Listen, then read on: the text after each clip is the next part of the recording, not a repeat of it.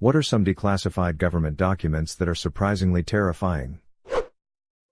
Project Sunshine, where the US government bought remains of dead infants to test for radiation.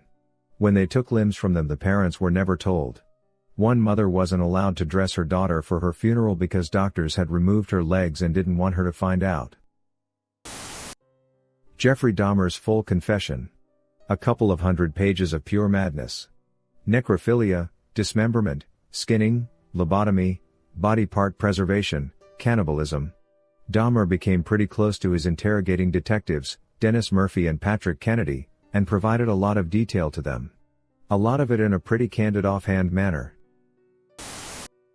After the My Lai massacre, killing of around 400 to 500 innocent civilians in Vietnam after an army troop killed an entire village, the US government established a group to investigate other war crimes like this occurring in Vietnam, the Vietnam War Crimes Working Group. They found 28 massacres of equal or greater magnitude than My Lai, that the public was unaware of, so literally thousands of innocent people killed by US soldiers. The information has since been reclassified, but there were several journal articles on it when it was first released. American radiation experiments. Feeding radioactive material to mentally disabled children. Enlisting doctors to administer radioactive iron to impoverished pregnant women. Exposing US soldiers and prisoners to high levels of radiation. Irradiating the testicles of prisoners, which caused severe birth defects. Exhuming bodies from graveyards to test them for radiation, without the consent of the families of the deceased. Operation Northwoods. A plan for a false flag operation that came from the Joint Chiefs of Staff and Department of Defense in 1962 and given to JFK, who turned it down. The plan called for the CIA to commit terrorist actions against US civilians across the United States and frame Cuba, allowing us the right to invade and depose Castro and the communist government there. It was declassified and can be found online at the JFK Library. Terrifying that no one knows or seems to care that this was suggested by our government to the president. So it's completely feasible that 9/11 was a false flag operation. One US bomber accidentally dropped a nuclear bomb a short distance from a major US city, can't remember which, but luckily it didn't detonate. Off the coast of Georgia. They still haven't found it. No, they know exactly where it is. It would just be more dangerous to retrieve it than to just leave it alone. It's off the coast of Savannah. My hometown was littered with radioactive waste by the federal government as part of the Manhattan Project. I grew up 2 miles from the LOOW, Lake Ontario Ordnance Works, site, and my dad grew up on 89th Street in Niagara Falls in the 40s. He says that he remembers sitting on the train tracks as a kid, watching the Hooker chemical trucks bring in 55-gallon drums to the Love Canal. That whole area was contaminated with all sorts of nasty stuff. So what did they do? They bulldozed it over and built houses on it, of course. Then in the 70s, when people were noticing toxic sludge in their basements, kids' feet were being literally burned by the high levels of phosphorus in the ground and people were getting sick, they acted like they knew nothing. Eventually people sued and the whole area was evacuated. They tried to clean it up, but they basically put tons of dirt and clay over the area as a cap, and it's all fenced off. You can see it when you drive east on the Niagara Falls Expressway to Towanda. For the Lewiston storage site, also known as the NFSS Niagara Falls storage site, I've read documents where they had hazardous storage barrels sitting exposed to the elements, with seepage and all that. Again, they've covered everything with clay to stop it, but it's already in the ground. The bad thing is that there's a large elementary and high school, Lewiston Porter, about 2 miles from the site, which is actually on property that used to be part of the site but was never used and was sold to the county. Needless to say, the cancer rate among long-term staff and teachers is higher than average. I'm glad to have finally moved away. The Department of Health and Human Services practiced female sterilization on Native American women all the way through the 1970s. Kinda sobering knowing that we were using tax dollars to suppress indigenous birth rates less than 50 years ago. I think even recently in Manitoba there's been reports of hospital staff telling local indigenous women, who'd just given birth, that they aren't allowed to see their babies unless they consent to sterilization. First Nations are still incredibly vulnerable, and the West is still feeling aftershocks of genocide. Operation Mockingbird, Operation Northwoods, Operation Paperclip. The fact that we pardoned Unit 731. The list goes on and on. Unit 731 makes Mengele look like a pediatrician with good bedside manner. They were a Japanese experimental group that tested various chemical, biological, and psychological weapons on people, using the most brutal methods possible. Vivisection, amputation, removing vital organs, gas chambers, spinning people in centrifuges until they died, putting people in vacuum chambers until their bodies popped from lack of pressure, bombarding people with radiation until they died. They forced men to rape women to spread syphilis to the population and test the effects on people. They also spread the Black Death in Manchuria through fleas. Raped babies into women to perform experiments on different stages of pregnancies. Burned the corpses of their victims so no accurate number of victims exist. At least 600,000 were infected with plague. The big kicker is all the main leaders of the group were granted complete immunity from post-war tribunes by the US and US alone, in exchange for the information gleaned from their vicious and brutal mad science. It's basically one of the most horrible things from the Second World War and almost no one knows about it. And the US really wants it that way. CIA invested millions in trying to make cat spies. 20 million to be precise. I dunno, the way my friend's cat is staring at me right now, maybe they succeeded. As a part of the Army and CIA's experiments into mind control, they put electrodes into the pleasure centers of dogs' brains. Initially, they wanted hundreds of dogs. They only actually got 10, and of those only a few were implanted. The ones which would be remote controlled by zapping them and essentially giving them a dose of dopamine when they were facing the right direction. The controllers would stop the dope zap when they wanted the dogs to stop, and then the dogs would reorient themselves until they were facing the correct direction. This meant when the controllers weren't present, the dogs who had been implanted would continually spin in circles, even in their cages, always looking for the direction that gave them that next hit. The program ran out of funding in the mid-60s, and the dogs were destroyed. CIA involvement in starting the Guatemalan Civil War, which lasted 36 years and led to the genocide of hundreds of thousands of indigenous people. Canadian here. The Somalia affair. Not sure if it was ever classified, but definitely a horrific scandal. A now disbanded division of the Canadian military torturing a kid to death in the 90s, and taking hero pics with him while doing it. I think it's important to remember when your country does something crappy. It's not always the bad guys who can be effing evil. Not really terrifying but effed up, Operation Paperclip. Where after World War II the US government took Nazi scientists and shipped them to America to do science. Some of them came straight from Nuremberg cells. The most noteworthy being Wernher von Braun. Von Braun built the V-2 rockets with Jewish slave labor. Every day they would execute the 5 slowest workers in front of the other workers to incentive them to work harder. Once he came to America, we shipped him to Huntsville, Alabama, where he built the Saturn V, the rocket used in the Apollo program, and got us to the moon. It's not a declassified document, but a friend of mine that served in Desert Storm told me some things. Every morning during muster their group was given a small pill to take, supposedly to protect them from the toxins the Iranians were releasing into the air. My friend thought it was odd and he never swallowed his pill, just as some other members of their group didn't. Years go by, and all of the people that he still talks to that took the pill have cancer of various types as well as a plethora of other medical issues. The ones that did not take the pill seemingly have nothing wrong with them other than normal effects of being middle-aged. Some crazy stuff, and often the military enlisted become guinea pigs for the government without their knowledge or consent. Operation Mockingbird, where it was found the CIA employed about 400 top journalists in the 1960s to put out propaganda. They were caught, but it never stopped. LOL, the most terrifying one isn't anywhere near the top. The Snowden files. The US government mass surveillance projects. Capitalize mass because they are collecting upwards of 50 to 75% of all communication in the US. That is an incredible violation of our right to decline unwarranted search and seizure. Not declassified but rather leaked by a man named Gary Webb, who committed suicide by shooting himself in the back of the head twice with a shotgun, wrote a book called The Dark Side detailing how the CIA smuggled crack into inner cities to be distributed among lower-class, black, neighborhoods. Dyatlov Pass. That's some of the freakiest crap ever. Basically, a group of college kids went on a hiking trip in Siberia. They don't return and a rescue party went out to find them. They found the bodies scattered around with various injuries. One was found with their eyes and tongue missing.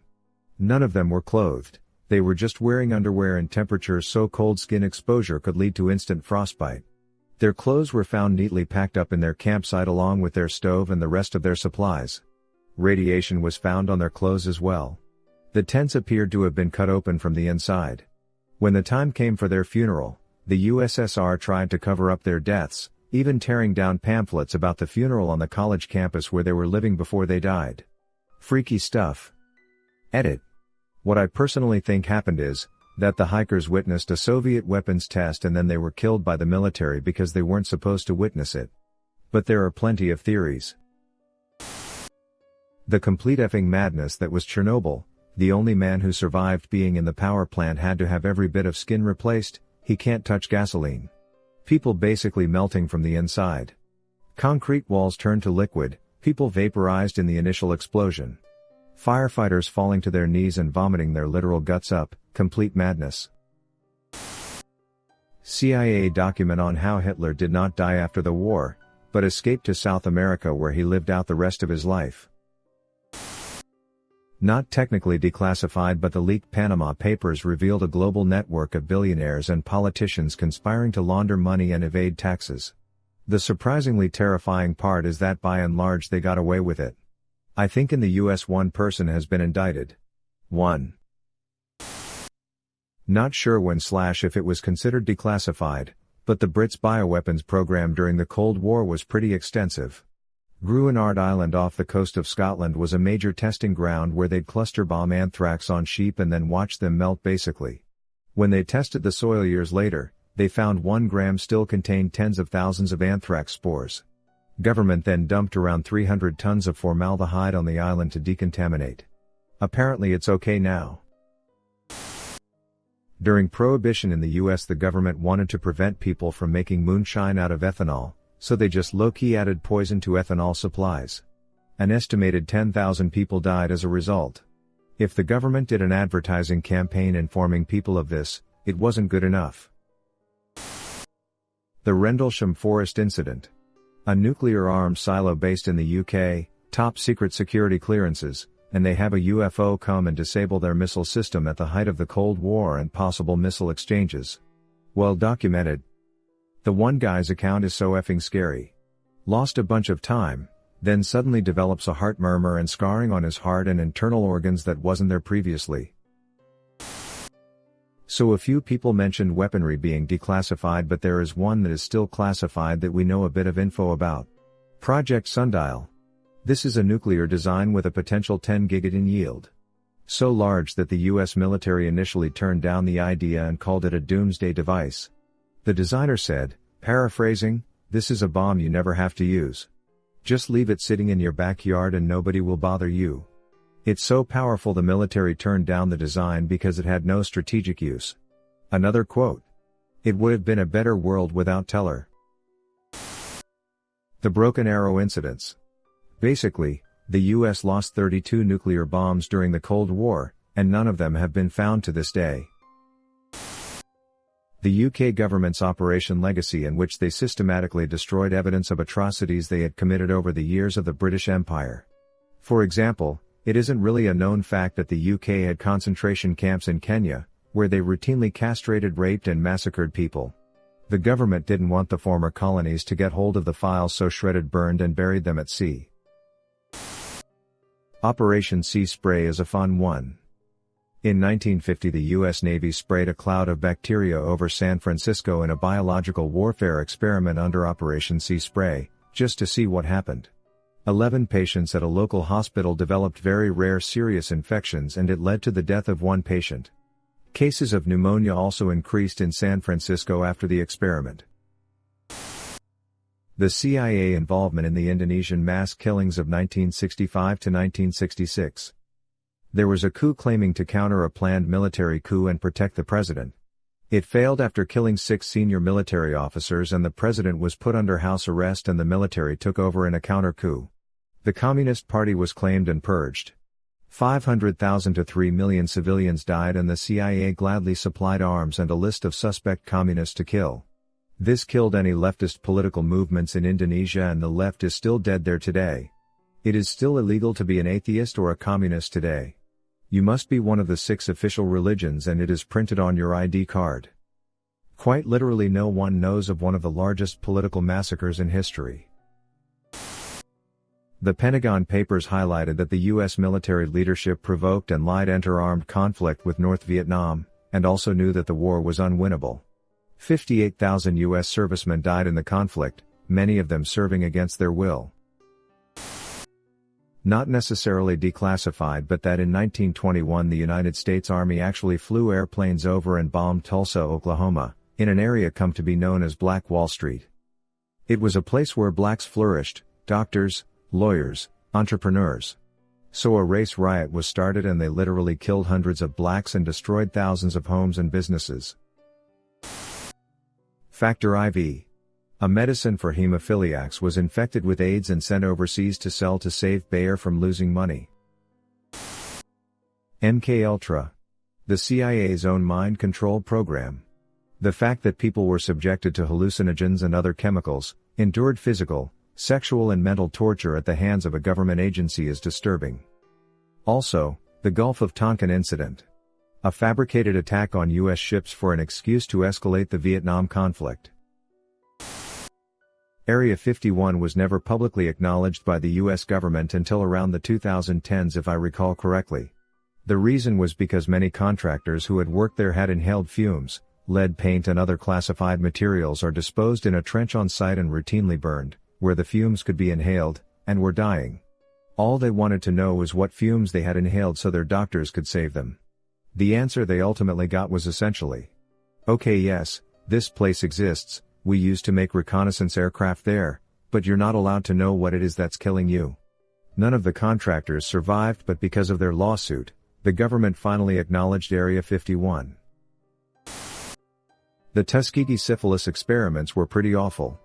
Lasting from 1932 to 1972, the U.S. Public Health Service injected thousands of African Americans with syphilis under the guise of free health care for clinical studies.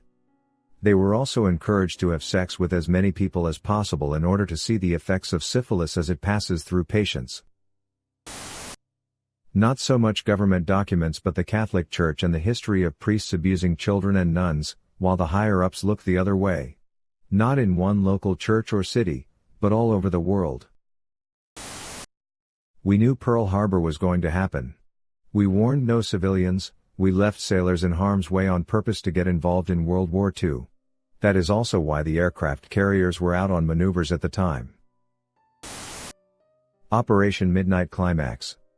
The government hired sex workers to dose Johns with LSD for research purposes, so to speak.